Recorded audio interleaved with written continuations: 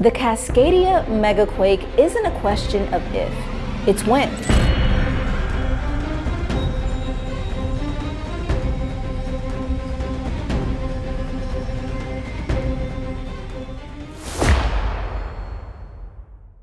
New scientific research is changing what we know about the Cascadia Subduction Zone. Using offshore drilling expeditions, high-resolution seafloor mapping, ancient sediment records, satellite measurements, and one of the world's most advanced earthquake monitoring networks, researchers are uncovering new evidence about how this massive plate boundary behaves. In this documentary, we examine the latest geological discoveries, explain what scientists have learned, and separate established evidence from speculation to understand one of North America's most closely studied natural hazards.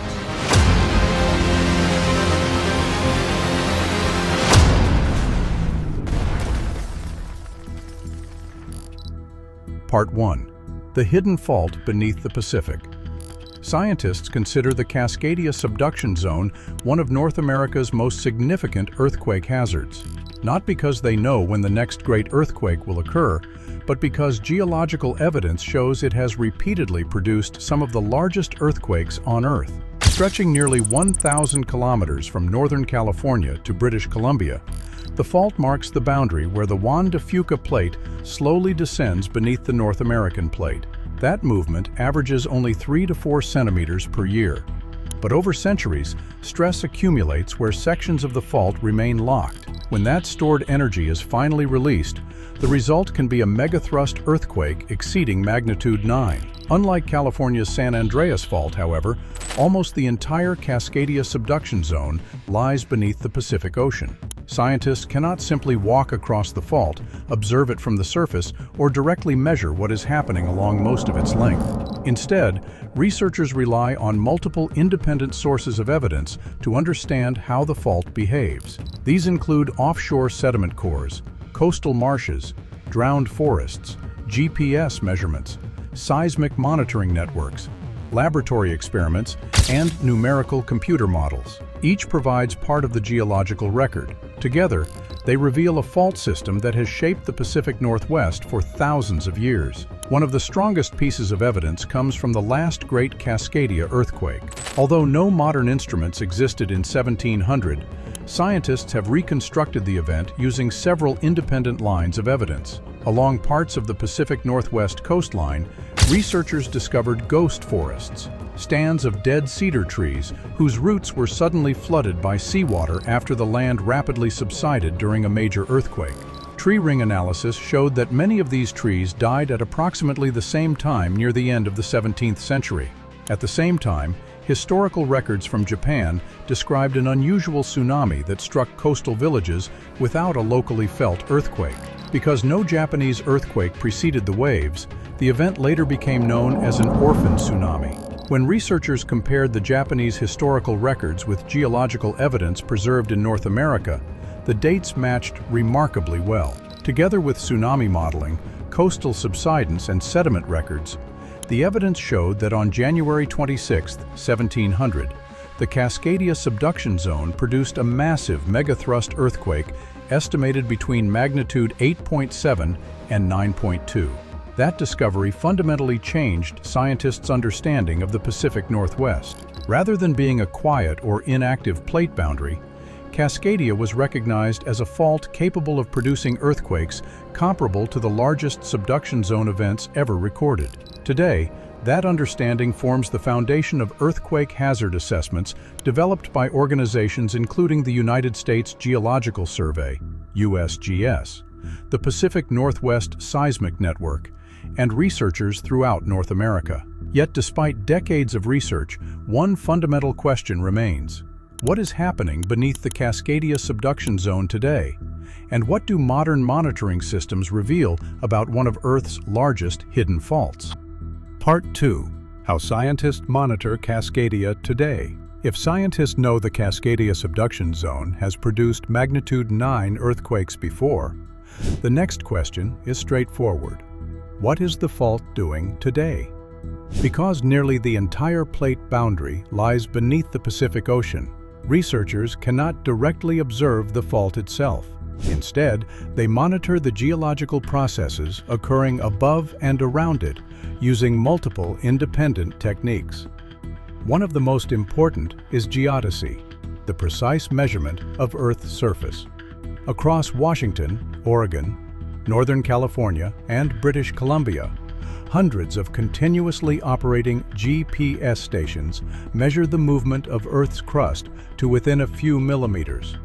Although these changes are imperceptible to people, they reveal that large portions of the Pacific Northwest are slowly deforming as the Juan de Fuca plate continues descending beneath North America. These measurements show that much of the coastline is gradually being compressed. Rather than sliding smoothly, parts of the plate boundary remain locked together. As long as those sections remain locked, tectonic stress continues to accumulate. Scientists also monitor the region using extensive seismic networks operated by organizations including the United States Geological Survey, USGS, and the Pacific Northwest Seismic Network, PNSN. Thousands of earthquakes are recorded across the Pacific Northwest every year. Most are extremely small.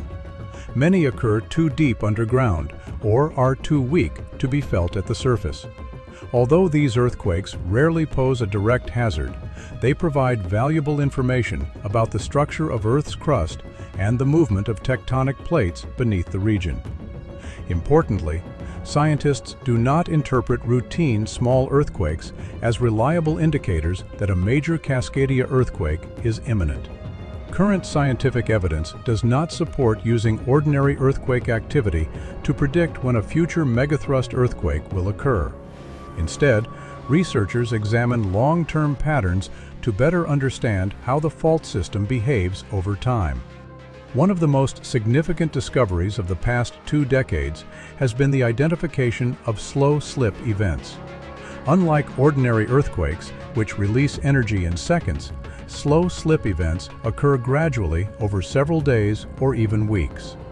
Because the movement happens so slowly, it produces little or no shaking that people can feel. Instead, scientists detect these events using high-precision GPS instruments together with sensitive seismic observations. The discovery fundamentally changed researchers' understanding of Cascadia. For many years, the fault appeared unusually quiet compared with other major subduction zones. Slow slip events demonstrated that parts of the plate boundary are continually moving, but through a process that is very different from ordinary earthquakes. Researchers continue studying how these slow slip events relate to the locked portion of the fault responsible for the largest megathrust earthquakes. Current evidence indicates that slow slip generally occurs deeper than the locked zone itself. Exactly how these two regions interact remains an active area of scientific investigation. Monitoring does not stop on land. Marine geologists regularly conduct research expeditions offshore to collect sediment cores, map the seafloor using multi-beam sonar, deploy ocean bottom seismometers, and investigate the geological structure beneath the Pacific Ocean. Sediment cores preserve evidence of prehistoric earthquakes stretching back thousands of years. Seafloor mapping reveals the shape and structure of submarine canyons and the continental margin. Ocean bottom seismometers extend earthquake monitoring into areas that cannot be observed effectively from land. Together, these datasets provide a much more complete picture of the Cascadia Subduction Zone than any single technique could provide alone. As more observations have become available, researchers have learned that Cascadia is not a uniform fault. Different sections vary in temperature, rock composition, fluid pressure, and the degree to which they remain locked. These variations may influence how stress accumulates along different parts of the plate boundary. Understanding those differences has become one of the central goals of modern Cascadia research. The objective of this work is not to predict the exact timing of the next major earthquake. Current science cannot do that. Instead, researchers seek to understand how the fault behaves, how stress accumulates, and how those processes compare with evidence preserved in the geological record. By combining GPS measurements, seismic monitoring, offshore geology, laboratory experiments, and numerical modeling, scientists continue refining earthquake hazard assessments for the Pacific Northwest. Yet, despite decades of progress, one important question remains. If modern instruments reveal how Cascadia behaves today, what does the geological record tell us about how the fault has behaved over thousands of years? And what can that history teach us about future hazards? Part 3.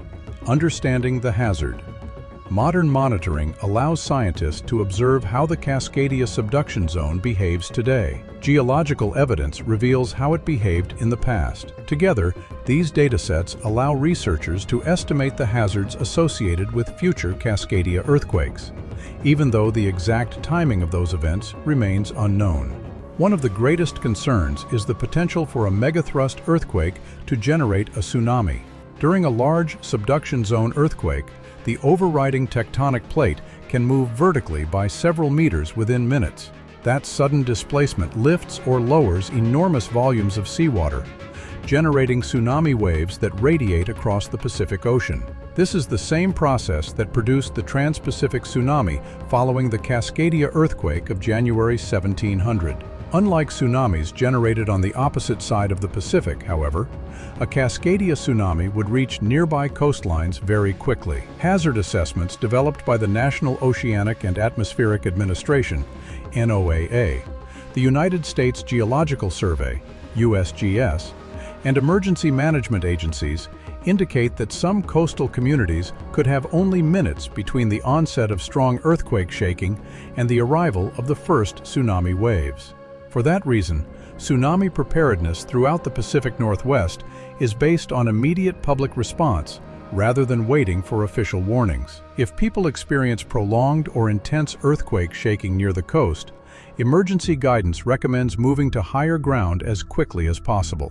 This recommendation is based on decades of geological research, tsunami modeling, and observations from major subduction zone earthquakes around the world. Preparedness extends well beyond evacuation planning. Many coastal communities maintain clearly marked tsunami evacuation routes. Schools regularly conduct earthquake and tsunami drills. Emergency managers update hazard maps as new geological information becomes available. In areas where natural high ground cannot be reached quickly, engineers have constructed vertical evacuation structures designed to provide safe refuge above expected tsunami inundation levels. These measures are intended to reduce risk in regions where warning times may be limited. Scientists have also gained valuable insight by studying recent megathrust earthquakes elsewhere. One of the most significant was the 2011 Tohoku earthquake in Japan. On March 11, 2011, a magnitude 9.0 earthquake occurred along the Japan Trench, another major subduction zone. The earthquake generated a devastating tsunami and provided researchers with an unprecedented amount of geological and geophysical data. Although the Japan Trench and the Cascadia Subduction Zone differ in important ways, both involve oceanic plates descending beneath continental plates, and both are capable of producing very large earthquakes and tsunamis. Data collected after the Tohoku event improved scientific understanding of fault rupture, tsunami generation, coastal deformation, and emergency preparedness. Many of those findings have been incorporated into ongoing Cascadia hazard research. Historical evidence from the Pacific Northwest provides another important perspective. Researchers have identified repeated evidence of prehistoric Cascadia earthquakes preserved in offshore sediment cores, coastal marshes, tsunami deposits, and drowned forests. These independent geological records demonstrate that the 1700 earthquake was not an isolated event. Instead, it forms part of a much longer history of great earthquakes that have repeatedly occurred along the Cascadia margin over thousands of years. Researchers have also recognized the importance of indigenous oral traditions. For generations, many indigenous nations along the Pacific Northwest coast have preserved accounts describing powerful earthquakes, sudden coastal flooding, and dramatic changes to the shoreline. While these oral histories are distinct from scientific data sets, several accounts are consistent with geological evidence documenting past Cascadia earthquakes. Today, Collaboration between researchers and indigenous communities continues to improve understanding of the region's geological history, while respecting the cultural significance of these traditions. One question frequently asked by the public is whether Cascadia is overdue for another major earthquake. Scientists approach that question with caution. Although geological records allow researchers to estimate recurrence intervals for great earthquakes, these intervals represent long-term averages rather than fixed schedules. Earthquakes do not occur according to calendars. The accumulation and release of tectonic stress depends on complex geological processes that cannot currently be predicted with precision. For this reason, researchers focus on estimating probabilities and improving long-term hazard assessments rather than attempting to forecast the exact timing of future earthquakes. This distinction is central to modern earthquake science. The objective is not prediction, it is understanding. Every offshore survey, sediment core, GPS measurement, seismic observation, and computer simulation contributes to a more complete picture of how the Cascadia Subduction Zone behaves. That knowledge supports better engineering, improved emergency planning, and more accurate hazard assessments for millions of people living throughout the Pacific Northwest. Yet despite decades of progress, one important question remains beyond the reach of current science. How much can researchers learn about future earthquakes from evidence preserved in the past? And what are the limits of that knowledge? Part 4. What scientists know and what they still don't know. After decades of geological research, scientists understand the Cascadia Subduction Zone far better than they did only a generation ago. They know where the fault is located. They understand the tectonic processes that drive it. They have reconstructed a history of prehistoric megathrust earthquakes using offshore sediment cores, coastal subsidence, tsunami deposits, ghost forests, tree ring analysis, and historical records preserved across the Pacific Ocean. Modern monitoring networks now observe the region continuously through GPS measurements, seismic stations, offshore instrumentation, and marine geological surveys. Together, these independent data sets have transformed Cascadia into one of the most extensively studied subduction zones in North America. Yet one important limitation remains. Despite all of these observations, scientists cannot predict exactly when the next great Cascadia earthquake will occur. Current scientific understanding does not allow researchers to determine the precise moment when accumulated tectonic stress will overcome the strength of the fault. For this reason, organizations such as the United States Geological Survey, USGS, the Pacific Northwest Seismic Network, PNSN, and the National Oceanic and Atmospheric Administration, NOAA, consistently distinguish between earthquake forecasting and earthquake prediction. Researchers can estimate long-term probabilities based on geological evidence and statistical models. They cannot specify the exact day, month, or year of a future megathrust earthquake. That distinction is fundamental to modern earthquake science. Instead of attempting short-term predictions, scientists focus on improving hazard assessments. Every offshore drilling expedition, every sediment core, every GPS observation, every seismic survey, and every computer simulation contributes to a more accurate understanding of how the Cascadia Subduction Zone behaves over decades, centuries, and millennia. Those findings support practical decisions far beyond the scientific community. Engineers use updated hazard assessments when designing earthquake-resistant buildings, bridges, ports, hospitals, and other critical infrastructure.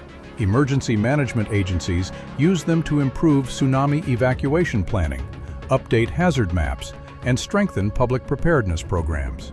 Researchers continue refining these assessments as new geological evidence becomes available. One of the most important lessons from Cascadia research is the value of combining multiple independent sources of evidence. No single data set explains the entire earthquake cycle. Sediment cores reveal prehistoric earthquakes stretching back thousands of years. Ghost forests document rapid coastal subsidence. GPS measurements record present-day crustal deformation. Seismic networks detect ongoing earthquake activity.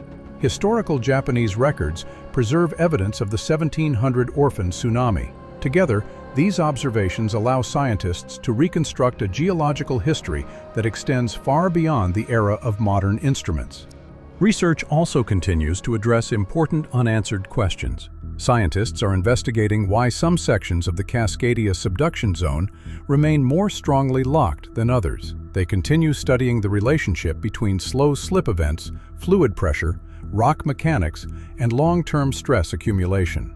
Advances in offshore monitoring, marine geology, and computational modeling continue improving our understanding of these processes. Each new study adds another piece to an increasingly detailed picture of one of Earth's largest plate boundaries. For the millions of people living throughout the Pacific Northwest, the scientific message is both clear and carefully measured. The Cascadia Subduction Zone is capable of producing great earthquakes and tsunamis.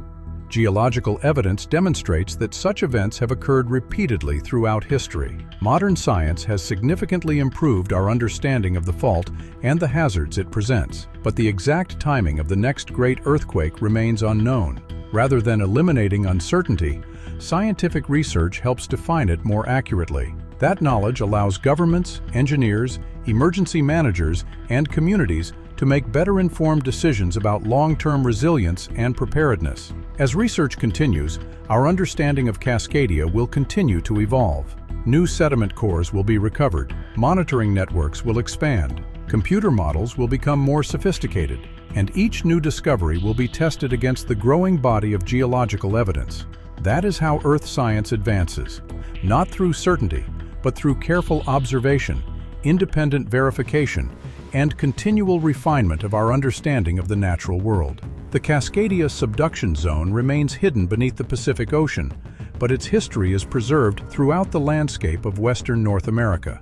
Ancient sediment layers, drowned forests, coastal marshes, tsunami deposits, historical records, and modern monitoring networks together reveal a fault system that has shaped the Pacific Northwest for thousands of years. Although scientists cannot predict when the next great Cascadia earthquake will occur, decades of geological research have greatly improved our understanding of how the fault behaves and the hazards it presents. That knowledge continues to support better engineering, more effective emergency planning, and increasingly detailed hazard assessments across the region. As new research emerges, scientists will continue refining their understanding of one of Earth's most important tectonic boundaries, one observation, one sediment core, and one discovery at a time. If you enjoyed this documentary and want more evidence-based explorations into the hidden geology of North America, subscribe to DiscoverTube. We separate established science from speculation and bring you the latest research from organizations such as the USGS, NOAA, the Pacific Northwest Seismic Network, the Geological Society of America, and leading universities around the world. What aspect of the Cascadia Subduction Zone surprised you most? Which scientific discovery do you think has most improved our understanding of this remarkable fault system? Let us know in the comments below.